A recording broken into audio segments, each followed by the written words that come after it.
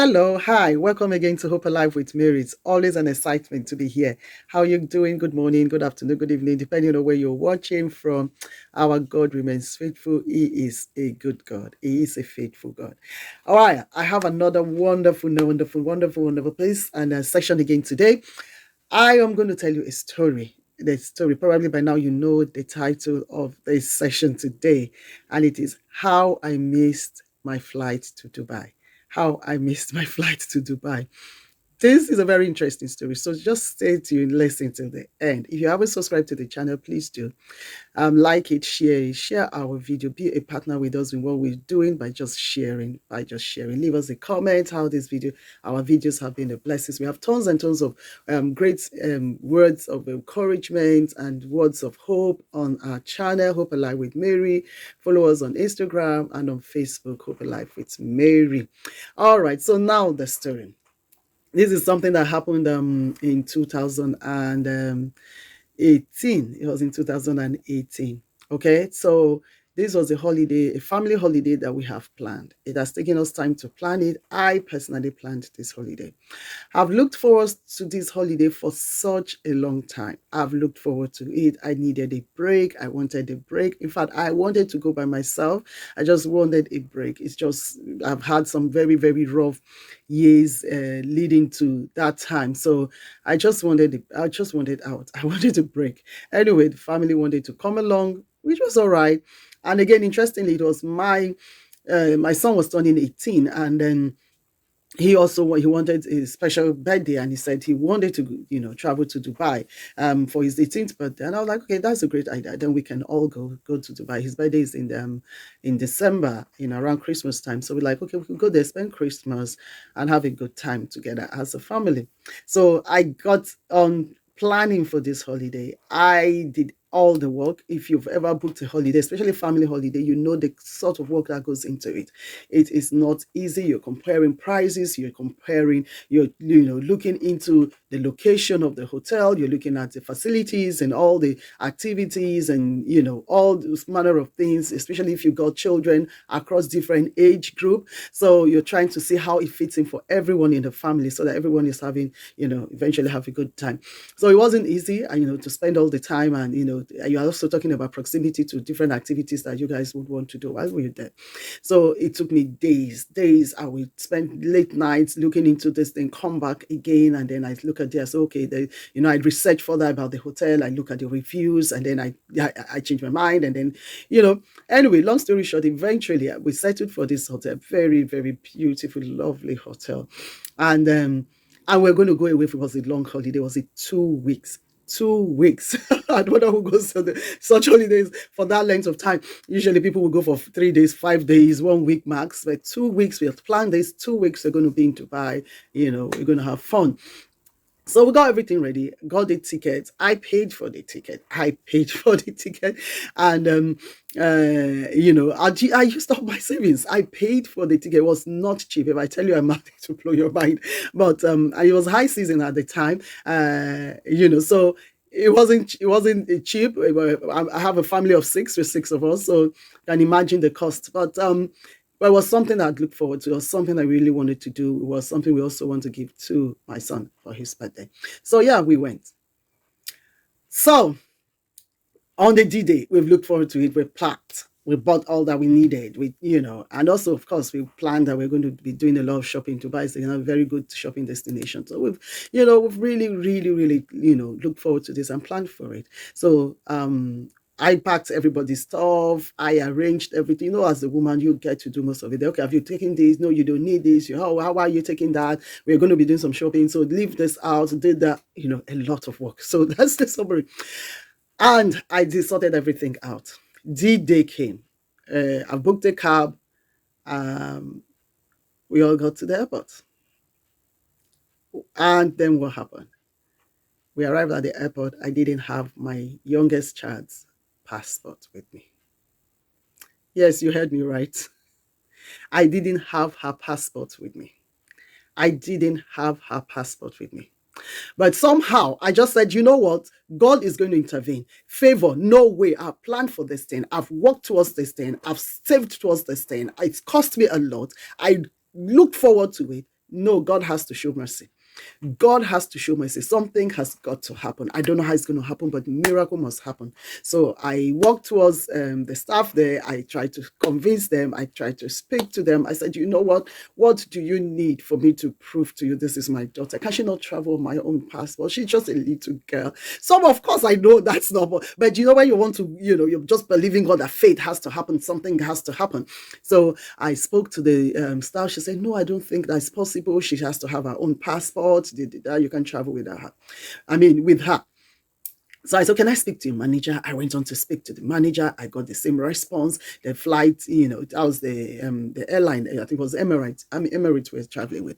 We spoke to as many people as we could speak to. Okay, can I speak to this other person? This one said, okay, let me hold on a second. As soon as I heard the hold on a second, I'm like, okay, there's hope. There's hope. She's going to come back with good news. They're going to come back with good news. At the end of the day, I'm very sorry, madam. There's no way she's going to be traveling. And at the time, this is, how old was she at the time? 3 years old girl. 3 years old girl. Well, what was I going to do? There's no way the rest of us are going to go on this holiday and leave her. And anyway, our flight, boarding had already started for the flight at this time. Boarding had already started. People are already boarding. The rest of my family, needless to tell you how depressed everyone was. How sad it was, because, of course, it was apparent that one of us, either myself or my husband, was not going to be traveling.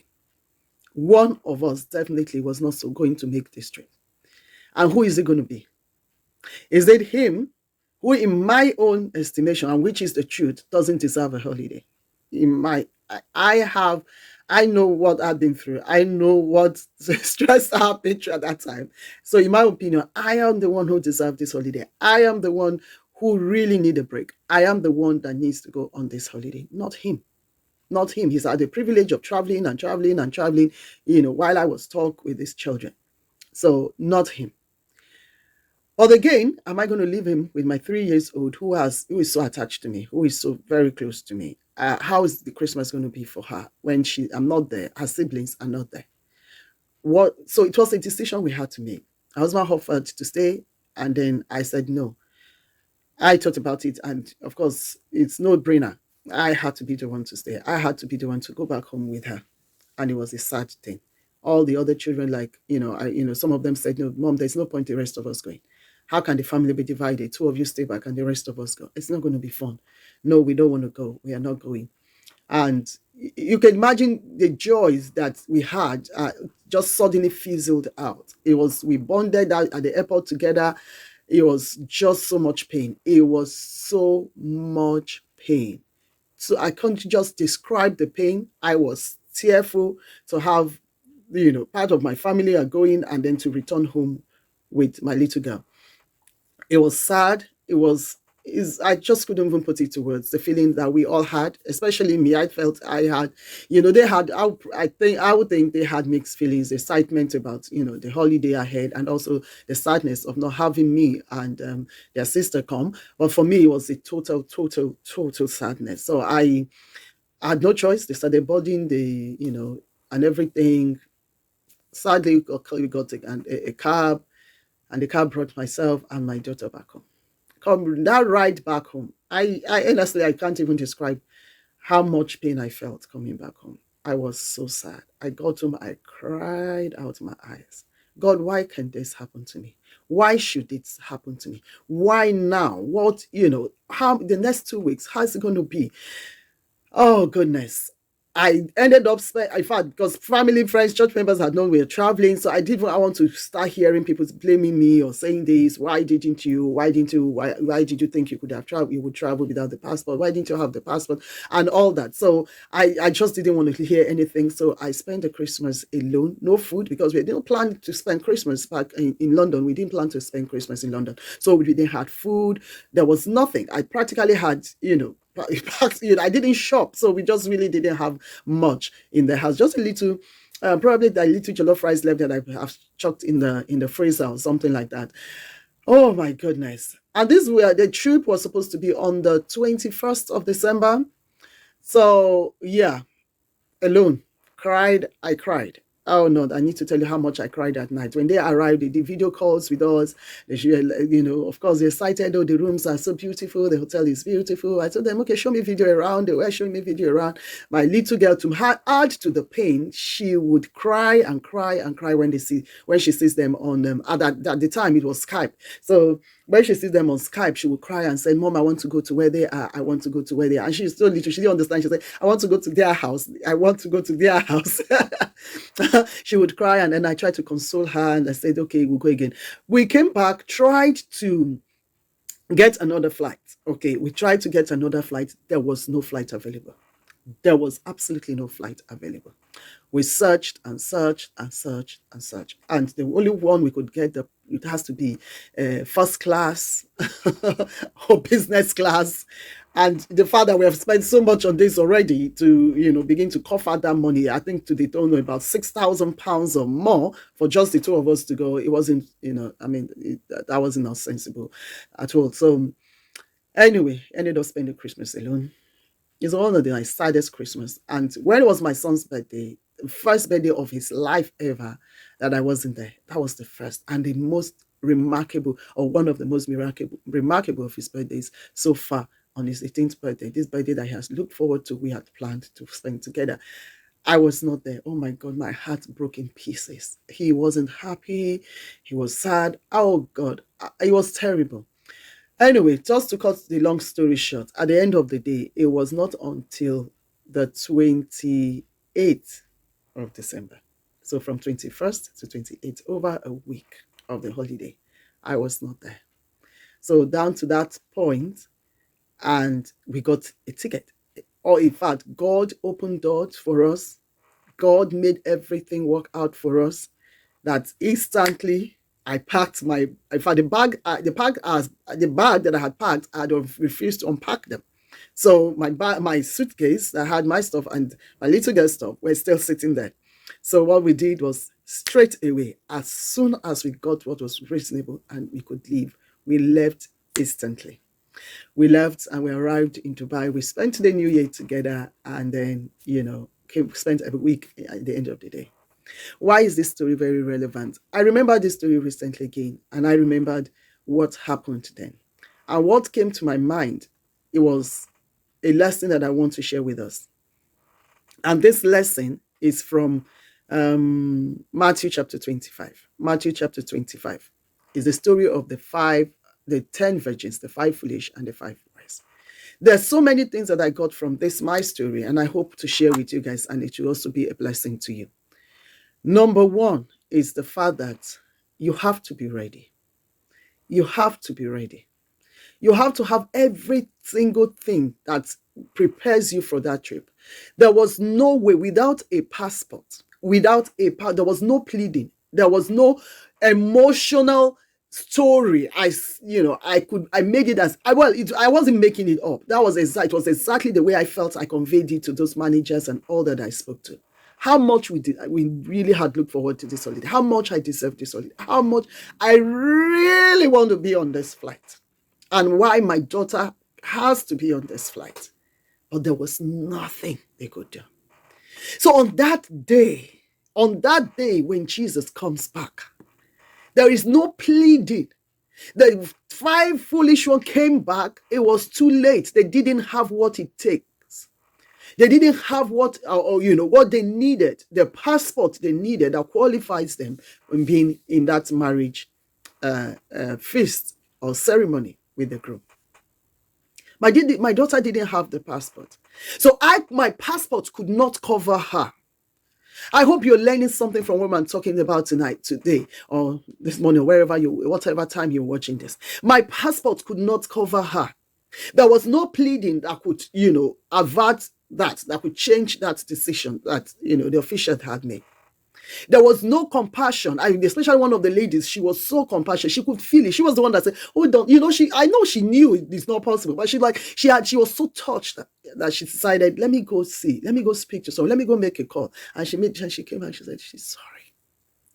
It's going to be, I'm sorry if you don't have Christ. Young people, if you're watching me, you are not going to ride on your parents' passport to heaven.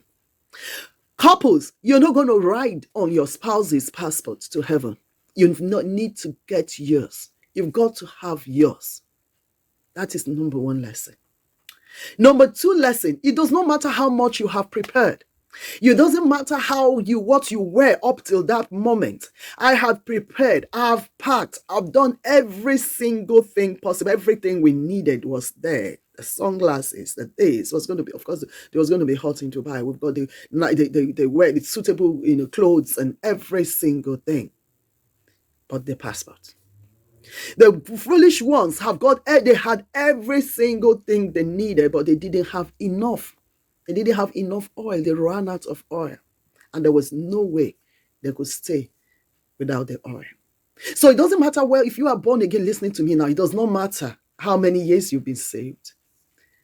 But what happens is at the time he comes, will you be ready? Are you ready? Have you got all that he takes to meet the groom? Another lesson in that story is the fact that the good side about my story is that I had a second chance. I had the opportunity to get the passport. I had the opportunity to get another ticket. I had the opportunity to make the trip. But the five foolish never had the opportunity. You might never have that opportunity. If you died today without Jesus, you've lost your chance forever. Why are we still toiling? Why are we still acting as if we've got all the time? As if, I was witnessed into someone a few days ago. He's a young boy. I was preaching the gospel to him, and then he said to me, and then he doesn't need it. He's not interested. I said, do you know what will happen to you for whatever reason if you die today, God forbid? He said, well, when we get there, we'll find out. I said, what a risk to take. Why would you wait until you get there to find out? Why would you wait until that time? What a risk to take. It's just like my story, showing up at the airport without your passport or visa. If you are someone who requires a visa, without your passport, and say, when I get to the airport, I'll find out. You'll be wasting your time. It was a waste of time. So I lost money, I lost enjoyment, I lost all the things that I could have gotten for 1 full week. And I lost because it was a no-show with my original ticket. I got some refund back, but it was a very minimum one. So I was lucky, but you might not be so lucky if you die or if Jesus Christ comes when you're not ready. I'm going to read to us the last verse of that passage. It says, watch therefore, that is Matthew 25 verse 13. Watch therefore, for ye know neither the day nor the hour wherein the Son of Man cometh. Watch therefore, because you don't know. Please, I hope my story encourages you. I hope this story taught you something. I hope this story brought something to light to you. You cannot write. You cannot travel on another person's oil. You can't travel on another person's passport. I pray that God will help, that my story blesses you. All right. This is Mary again in Hope Alive with Mary. I hope this bless you. Please share with others. If there's any time to share the gospel, it's now. If there's any time we need to be ready, it is now. Do your own part of evangelism by sharing. Like the video, leave me your comment. You have a similar story like mine. Have you missed a flight, missed your bus, last minute, and what happened? I would love to hear. So God bless you. I'll see you again soon. Bye.